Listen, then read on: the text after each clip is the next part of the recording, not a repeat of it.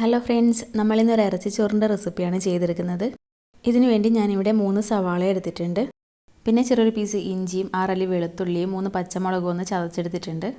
പച്ചമുളക് നിങ്ങളുടെ എരിവിന് ആവശ്യത്തിന് ചേർത്ത് കൊടുക്കാം. പിന്നെ ഞാനിവിടെ 2 തക്കാളി ചെറുതായി കട്ട് ചെയ്തെടുത്തിട്ടുണ്ട്. പിന്നെ കുറച്ച് മല്ലിയിലയും പുതിനയിലയും കറിവേപ്പിലയും എടുത്തിട്ടുണ്ട്. പിന്നെ ഞാനിവിടെ ചിക്കൻ എടുത്തിട്ടുണ്ട്. നമ്മൾ ഇറച്ചിച്ചോറ് ചെയ്തെടുക്കുന്നത് ചിക്കൻ വെച്ചിട്ടാണ്. പിന്നെ ഇറച്ചിച്ചോറ് ചെയ്തെടുക്കുന്നത് കയമാരി വെച്ചിട്ടാണ്. ഞാനിവിടെ 2 കപ്പ് കയമാരി എടുത്തിട്ടുണ്ട്. ഇനി ഇത് നല്ലപോലെ കഴുകി വൃത്തിയാക്കി എടുക്കാം. ഞാനിവിടെ ഇത് നല്ലപോലെ കഴുകി വൃത്തിയാക്കി എടുത്തിട്ടുണ്ട്. ഇനി ഇതൊരു 20 മിനിറ്റ് സോക്ക് ചെയ്യാൻ വെക്കണം. കൂടുതൽ സമയം വെക്കേണ്ട, 20 മിനിറ്റ് വെച്ചാൽ മതിയാവും. 20 മിനിറ്റിന് ശേഷം ഇതിലെ വെള്ളമൊക്കെ ഒന്ന് മാറ്റിയെടുക്കണം. അതിനുവേണ്ടി ഒരു അരിപ്പയിലേക്ക് മാറ്റി കൊടുക്കാം. പിന്നെ ഇത് ചെയ്തെടുക്കാൻ വേണ്ടി ഞാനൊരു പാൻ അടുപ്പിൽ വെച്ചിട്ടുണ്ട്. ഇതിലേക്ക് 2 ടേബിൾ സ്പൂൺ സൺഫ്ലവർ ഓയിൽ ചേർത്ത് കൊടുത്തിട്ടുണ്ട്. പിന്നെ 1 ടേബിൾ സ്പൂൺ നെയ്യും ചേർത്ത് കൊടുത്തിട്ടുണ്ട്. പിന്നെ ഞാനിതിലേക്ക് സ്പൈസസ് ചേർത്ത് കൊടുക്കുന്നുണ്ട്. 1/4 ടീസ്പൂൺ പെരിഞ്ചീരകം, 2 ഗ്രാമ്പു, 2 ചെറിയ പീസ് പട്ട, 2 ഏലക്കായാണ് ചേർത്ത് കൊടുക്കുന്നത്. എന്നിട്ട് ഇത് നല്ലപോലെ ഒന്ന് മിക്സ് ചെയ്ത് കൊടുക്കാം. ഇതൊന്ന് മിക്സ് ചെയ്ത് കൊടുത്ത ശേഷം നമ്മൾ ചതച്ച് വെച്ച ഇഞ്ചി വെളുത്തുള്ളി പച്ചമുളക് പേസ്റ്റ് ഇതിലേക്ക് ചേർത്ത് കൊടുക്കണം. എന്നിട്ട് നല്ലപോലെ ഒന്ന് വഴറ്റിയെടുക്കാം. ഇതിൻ്റെ പച്ചമണം മാറുന്നത് വരെ നല്ലപോലെ വഴറ്റി കൊടുക്കാം. പിന്നെ ഞാൻ ഇതിലേക്ക് കുറച്ച് കറിവേപ്പില ചേർത്ത് കൊടുക്കുന്നുണ്ട്. വീണ്ടും നല്ലപോലെ ഒന്ന് വഴറ്റിയെടുക്കുന്നുണ്ട്. പിന്നെ കട്ട് ചെയ്ത് വെച്ച് സവാള ചേർത്ത് കൊടുക്കണം. പിന്നെ ഇതിലേക്ക് ആവശ്യത്തിന് ഉപ്പും ചേർത്ത് കൊടുത്തിട്ട് നല്ലപോലെ ഒന്ന് വഴറ്റിയെടുക്കണം. ഉപ്പ് ചേർത്ത് കൊടുത്താൽ സവാളയൊക്കെ പെട്ടെന്ന് തന്നെ വഴറ്റിയെടുക്കാൻ പറ്റും. സവാളയൊക്കെ നല്ലപോലെ സോഫ്റ്റായി വരുന്നത് വരെ വഴറ്റി കൊടുക്കാം. ഇവിടെ സവാളയൊക്കെ നല്ലപോലെ സോഫ്റ്റായി വന്നിട്ടുണ്ട്. ഇനി ഇതിലേക്ക് നമ്മൾ കട്ട് ചെയ്ത് വെച്ച് തക്കാളി ചേർത്ത് കൊടുക്കാം. ഞാനിവിടെ നല്ല പഴുത്ത തക്കാളിയാണ് എടുത്തിട്ടുള്ളത്. വീണ്ടും നല്ലപോലെ ഒന്ന് വഴറ്റി കൊടുക്കാം. തക്കാളിയൊക്കെ നല്ലപോലെ കുക്കായി വരണം. ഇതിനു വേണ്ടി നമുക്കിതൊന്ന് അടച്ച് വെച്ചിട്ട് കുക്ക് ചെയ്തെടുക്കാം. ഇവിടെ തക്കാളിയൊക്കെ നല്ലപോലെ കുക്കായി വന്നിട്ടുണ്ട്. ഞാനിവിടെ തക്കാളിയൊക്കെ ചെറുതായിട്ടൊന്ന് ഉടച്ചു കൊടുത്തിട്ടുണ്ട്. പിന്നെ നമുക്കിതിലേക്ക് ചിക്കൻ ചേർത്ത് കൊടുക്കണം. ഞാനിവിടെ ചിക്കൻ മുഴുവനായിട്ടും ചേർത്ത് കൊടുത്തിട്ടുണ്ട്. ഇനി നമുക്കിത് നല്ലപോലെ ഒന്ന് വഴറ്റിയെടുക്കണം. ചിക്കൻ്റെ ഈ ഒരു പിങ്ക് കളറൊക്കെ മാറി നല്ലപോലെ വൈറ്റ് കളർ ആകുന്നത് വരെ വഴറ്റി കൊടുക്കാം. ഇവിടെ ചിക്കൻ്റെ കളറൊക്കെ ഒന്ന് മാറി വന്നിട്ടുണ്ട്.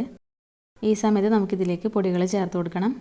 ഞാനിതിലേക്ക് 1/4 ടീസ്പൂൺ മഞ്ഞൾപ്പൊടിയും 1 ടേബിൾ സ്പൂൺ നല്ല മുളക് പൊടിയാണ് ചേർത്ത് കൊടുക്കുന്നത്. മുളക് പൊടി ചേർത്ത് കൊടുക്കുമ്പോൾ നിങ്ങൾ എരിവ് നോക്കിയിട്ട് ചേർത്ത് കൊടുക്കണം.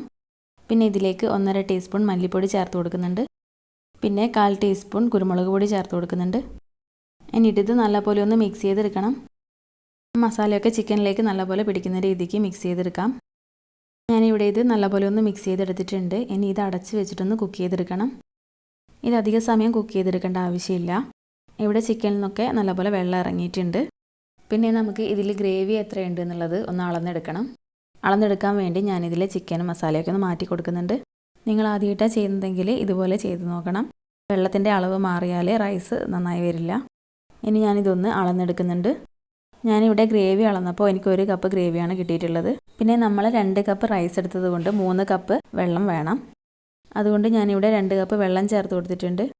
1 കപ്പ് അരിക്ക് 1.5 കപ്പ് വെള്ളം എന്നുള്ള രീതിക്കാണ് ചേർത്ത് കൊടുത്തിട്ടുള്ളത്. നമുക്കിനി ഇതിലേക്ക് ആവശ്യത്തിനുള്ള ഉപ്പ് ചേർത്ത് കൊടുക്കണം. പിന്നെ ഇതിലേക്ക് ചിക്കനും മസാലയൊക്കെ ചേർത്ത് കൊടുക്കുന്നുണ്ട്. ഈ സമയത്ത് ഉപ്പ് നോക്കിയിട്ട് ആവശ്യത്തിന് ചേർത്ത് കൊടുക്കണം. പിന്നെ ഞാനിതിലേക്ക് കുറച്ച് മല്ലിയിലയും പുതിനയിലയും ചേർത്ത് കൊടുക്കുന്നുണ്ട്. പിന്നെ ഇതിലേക്ക് 2 ടേബിൾ സ്പൂൺ തൈര് ചേർത്ത് കൊടുക്കുന്നുണ്ട്. തൈര് നിങ്ങൾ വെള്ളം ചേർക്കുന്നതിന് മുമ്പ് തന്നെ ചേർത്ത് കൊടുക്കണം. ഞാൻ ചേർത്ത് കൊടുക്കാൻ വിട്ടുപോയതാണ്. എന്നിട്ട് നല്ലപോലെ ഒന്ന് മിക്സ് ചെയ്ത് കൊടുക്കണം. പിന്നെ ഞാനിതിലേക്ക് അരി ചേർത്ത് കൊടുക്കുന്നുണ്ട്. അരിയിൽ തീരെ വെള്ളം ഉണ്ടാവാൻ പാടില്ല. അത് പ്രത്യേകം ശ്രദ്ധിക്കണം. അരി ചേർത്ത് കൊടുത്തു കഴിഞ്ഞാൽ നല്ലപോലെ ഒന്ന് മിക്സ് ചെയ്തെടുക്കണം. പിന്നെ ഞാൻ ഇതിലേക്ക് ചെറിയൊരു പീസ് ചെറുനാരങ്ങയുടെ നീര് ചേർത്ത് കൊടുക്കുന്നുണ്ട്. വീണ്ടും നല്ലപോലെ ഒന്ന് മിക്സ് ചെയ്ത് കൊടുക്കുന്നുണ്ട്. പിന്നെ ഇതിലെ വെള്ളത്തിൻ്റെ അളവ് നമ്മൾ ചേർത്ത് കൊടുത്ത അരിനേക്കാളും തൊട്ട് മുകളിലായിട്ട് നിൽക്കുന്ന രീതിക്ക് വേണം ഉണ്ടാവാൻ. ആദ്യമായിട്ട് ചെയ്തെടുക്കുന്ന ആൾക്കാർക്ക് വേണ്ടിയിട്ടാണ് ഞാൻ ഗ്രേവിയൊക്കെ അളന്ന് കാണിച്ചത്. 2-3 പ്രാവശ്യം ചെയ്തെടുക്കുമ്പോൾ തന്നെ നിങ്ങൾക്കൊരു ഐഡിയ കിട്ടും. റൈസിൻ്റെ തൊട്ട് മുകളിലായിട്ട് വെള്ളം വരുന്ന രീതിക്ക് ചെയ്തെടുത്താൽ മതിയാവും. പിന്നെ നമുക്കിതൊന്ന് അടച്ച് വെച്ചിട്ട് കുക്ക് ചെയ്തെടുക്കണം. അടച്ച് വെച്ചിട്ട് കുക്ക് ചെയ്തെടുക്കുമ്പോൾ സ്റ്റൗ മീഡിയം ഫ്ലെയിമിലേക്ക് വെച്ച് കൊടുക്കാൻ ശ്രദ്ധിക്കണം. പിന്നെ ഇത് ഇടയ്ക്ക് തുറന്നിട്ടൊന്ന് മിക്സ് ചെയ്ത് കൊടുക്കണം. ഇവിടെ ഇതൊന്നുകൂടെ കുക്കാവാനുണ്ട്. ഞാനിവിടെ റൈസൊക്കെ ഇതുപോലെ ഒന്ന് പ്രസ് ചെയ്ത് കൊടുക്കുന്നുണ്ട്. അപ്പോൾ പെട്ടെന്ന് തന്നെ കുക്കായി കിട്ടും. പിന്നെ ഈ സമയത്ത് സ്റ്റൗ ലോ ഫ്ലെയിമിലേക്ക് വെച്ച് കൊടുക്കണം. എന്നിട്ട് ഇത് അടച്ച് വെച്ചിട്ടൊന്ന് കുക്ക് ചെയ്തെടുക്കണം. ഇവിടെ റൈസൊക്കെ നല്ലപോലെ കുക്കായി വന്നിട്ടുണ്ട്. ഇനി സ്റ്റൗ ഓഫ് ചെയ്ത് കൊടുക്കാം. പിന്നെ ഞാനിത് നല്ലപോലെ ഒന്ന് മിക്സ് ചെയ്തെടുക്കുന്നുണ്ട്. ഇനി നമുക്കിത് വേറൊരു പാത്രത്തിലേക്ക് മാറ്റി കൊടുക്കാം. ഇതിൽ തന്നെ വെച്ചാൽ റൈസൊക്കെ ഓവറായിട്ട് കുക്കായി പോകും. അതുകൊണ്ട് നമുക്ക് പെട്ടെന്ന് തന്നെ വേറൊരു പാത്രത്തിലേക്ക് മാറ്റി കൊടുക്കാം. ഇറച്ചിച്ചോറ് ഇവിടെ റെഡി ആയിട്ടുണ്ട്. എല്ലാവരും ഒന്ന് ട്രൈ ചെയ്ത് നോക്കണം. വീഡിയോ ഇഷ്ടപ്പെട്ടാൽ ഒന്ന് ലൈക്ക് ചെയ്യാനും നമ്മുടെ ചാനൽ ഇതുവരെ സബ്സ്ക്രൈബ് ചെയ്തിട്ടില്ലെങ്കിൽ ഒന്ന് സബ്സ്ക്രൈബ് ചെയ്ത് സപ്പോർട്ട് ചെയ്യാനും മറക്കരുത്.